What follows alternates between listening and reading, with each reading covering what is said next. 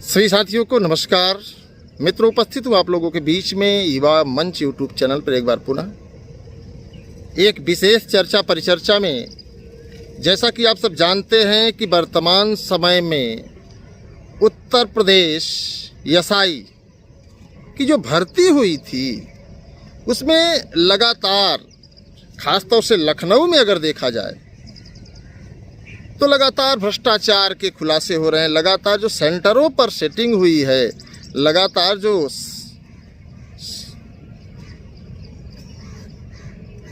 Paper को hack करके paper solve कराया गया है, हम उस पर वार्ता करेंगे। जैसा कि आप सभी को पता है कि जो पेपर हैकर्स हैं, ये जो बड़े बड़े सॉल्वर गिरोह हैं, इन पर सरकार गंभीरता से जो है विचार नहीं कर पा रही है। सरकार का जो निर्णय होता है उसको उचित निर्णय लेना चाहिए। सरकार के सामने भी एक सवाल है कि सरकार अगर भर्ती परीक्षा को रद्द करती है तो भी तमाम विपक्ष जो है निशाना साधेंगे कि सरकार सही से पेपर नहीं करा पा रही है, जबकि विपक्ष का भी इसमें हाथ है। विपक्ष को भी इसमें सहयोग करना चाहिए, विपक्ष को भी इसमें जो है थोड़ा सा ताकत देनी चाहिए कि अगर इसी तरीके से भ्रष्टाचार होता रहा। और आपको बताना चाहूँगा मित्रों कि जो विपक्ष की सरकार में भी भ्रष्टाचार के तमाम आरोप लगे हैं, चाहे वो मायावती जी की सरकार रही हो, चाहे अखिलेश यादव की सरकार रही हो। लगातार भ्रष्टाचार के आरोप सभी सरकारों पर लगते आ रहे हैं, क्योंकि भ्रष्टाचार वाकई में था। तो भारतीय जनता पार्टी की अगर सरकार है तो भ्रष्टाचार तो निश्चित तौर पर जायज़ सी बात है कि जो इतने लंबे लंबे गैंग हैं, इतने लंबे लंबे जो टीमें हैं, उसका सबसे बड़ा कारण है कि सरकार वास्तव रूप से, आप सभी को सच्चाई बताना चाहूँगा कि वास्तविक रूप से सरकार गंभीर इस मुद्दे पर नहीं होती है। और इस मुद्दे पर अगर गंभीर भी है तो अगर पकड़े भी जाते हैं तो निश्चित तौर पर आप सभी को बताना चाहूँगा कि कोई कठोर कार्रवाई नहीं होती। चाहे आप कोई भी भर्ती आप देखें, चाहे 68,500 देख लें, चाहे 69,000 देख लें, LTGIC देख लें। अंजुलता कटियार जेल गई थी। 69,000 शिक्षक भर्ती में KL पटेल, मायावती दुबे, चंद्रमा यादव जैसे लोग जेल गए थे। लेकिन बड़ा दुर्भाग्य है कि सरकार इस पर गंभीर नहीं होती है। 1-2 दिन, 4 दिन, 6 दिन जेल में रहेंगे और उसके बाद उनको बाइज्जत बरी कर दिया जाता है। तो न्यायालय में भी कोई कठोर कार्रवाई नहीं होती और सरकार भी लीपापोती करके मामले को निपटाना चाहती है। तो अगर आप ये समझिए कि अगर मामले को यूं ही निपटाते रहेंगे तो इनके मनोबल बढ़े रहेंगे।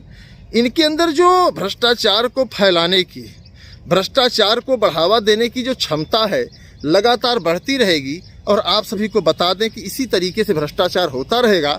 हम आप आंदोलन, धरना प्रदर्शन टुकड़े टुकड़े गैंग में होकर करते रहेंगे। और सरकार भी यही चाहती है कि आप टुकड़े टुकड़े गैंग में होकर के लगातार जो है धरना प्रदर्शन करें। और 2-4 दिन, 10 दिन, 15 दिन, एक समय ऐसा आएगा कि आप थक जाएंगे, हार जाएंगे, ऊब जाएंगे और कुछ कर नहीं पाएंगे। तो ऐसे में एक विशेष मैं आप लोगों से संवाद स्थापित करना चाहता हूं, आप लोगों से सवाल करना चाहता हूं कि क्या आप सब बताइए कि अगर यूं ही हम आप लड़ते रहे तो क्या भ्रष्टाचार से निपट पाना या भ्रष्टाचार से लड़ पाना आसान है? तो जहाँ तक सवाल आपके भी मन में होगा कि नहीं, भ्रष्टाचार जो भी पेपर लीक हो रहे हैं, एक बहुत बड़ा दुर्भाग्य है कि जिन हमारे नौजवान साथियों ने लगातार रात दिन कड़ी मेहनत करके, संघर्ष करके अपने आप को उस काबिल बनाया, आज वो काबिल नहीं है।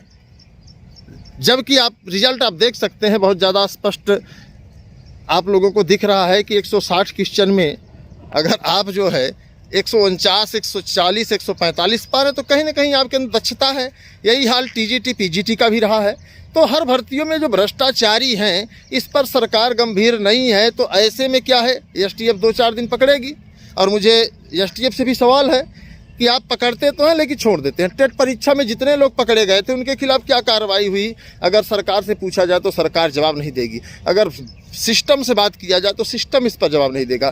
तो आखिर आप धरना प्रदर्शन करेंगे, जैसा कि हमारे UPSI के तमाम साथी लगातार धरना प्रदर्शन कर रहे हैं। तो लेकिन मुझे नहीं लगता है कि सरकार पर इसका दबाव बन पा रहा है।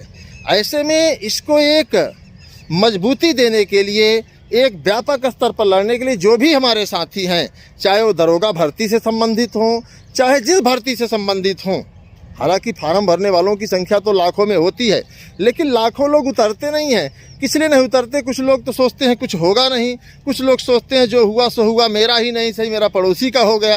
तो ऐसे में क्या है कि जो पैसे वाले लोग हैं, अभी आपने देखा होगा कि बिहार का पेपर लीक हो गया। अब ऐसे समझिए जब पेपर लीक हो जा रहे हैं, आगे सरकार के पास कोई पुख्ता व्यवस्था नहीं है। और सबसे बड़ी बात मित्रों मैं आप लोगों से बताना चाहूँगा कि ऑफलाइन का पेपर तो लीक हो, एक बात मानी जाती है, ऑनलाइन का भी पेपर लीक हो जा रहा है। ऑनलाइन में भी जो है साइबर के लोग पेपर को पूरा हैक कर ले रहे हैं, तो एक बड़ा दुर्भाग्य है। तो हम यही चाहेंगे कि अब एक दौर आ गया है भ्रष्टाचार के खिलाफ लड़ने का, वो दौर आ गया। अब आपको बता दें कि माध्यमिक शिक्षा सेवा चयन बोर्ड में अगर आप ध्यान से देखें तो लगातार दलाली चलती है। किसी की औकात नहीं है कि 2 शब्द बोल दे। तो ये सब चीज़ों को आप लोगों को गंभीरता समझना होगा और इस पर आपको आपकी आवाज़ मजबूती से उठानी होगी। प्रशासन को क्या है, रोजगार आपको चाहिए, प्रशासन को नहीं चाहिए। तो ऐसे में हमें आपको एकजुटता दिखानी होगी, कंधे से कंधा मिलाकर संघर्ष करना होगा, उसकी एक रणनीति बने, उसकी एक योजना बने। हम तो ये देखते, मुझे बड़ा आश्चर्य होता है कि छात्र सीधे कहे कि आज फला तारीख को चलो लखनऊ। पेट को लेकर के आप लोगों को बता देना चाहता हूँ कि पेट में यही हुआ था कि कहे फला 15 तारीख को चलो, 9 तारीख को चलो लखनऊ। सोशल मीडिया में डाल दिया और लड़के 2 4 10 लड़के पहुंच गए। तो ये ऐसे नहीं होता आंदोलन। आंदोलन करने के लिए एक रणनीति हो जिसमें पूरे प्रदेश के नौजवानों का समर्थन, सहयोग, एकजुटता आदि होनी चाहिए। और ऐसे दरोगा भर्ती में भी मैं यही चाहूँगा कि सरकार तक अगर हमारी आवाज़ पहुँच रही तो सरकार इस पर गंभीरता से विचार करे। ऐसा 40 से 45 लोग परसों तक पकड़ेगा और संख्या इनकी 60 हो गई। खासतौर से लखनऊ में 60 लोगों को अगर पकड़ा गया तो पूरे प्रदेश में आप एक कल्पना कर सकते हैं कि कितने लोग हो सकते हैं। तो एक बहुत बड़ा सवाल है कि इस पर हमें आपको मजबूती से, गंभीरता से विचार करना है। और दरोगा भर्ती ही नहीं, जितनी भर्तियां हैं, यहाँ तक कि माध्यमिक शिक्षा सेवा चयन बोर्ड के सदस्यों, मेंबरों आदि की सीबीआई जांच होनी चाहिए कि जो आला अधिकारी हैं लगातार करोड़ों खरबों में खेल रहे हैं और आम जनता परेशान है। तो सरकार को इसमें भी चाहिए कि हर अधिकारी की संपत्ति की जांच होनी चाहिए कि इनकी संपत्ति आय से इतनी ज़्यादा कैसे हुई।